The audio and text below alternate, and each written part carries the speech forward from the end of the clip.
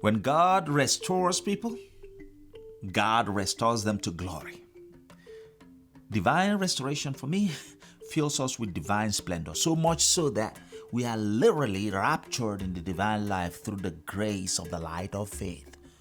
Being gripped by the glory of the Lord is an exciting thing. It's just amazing because divine glory is beautiful.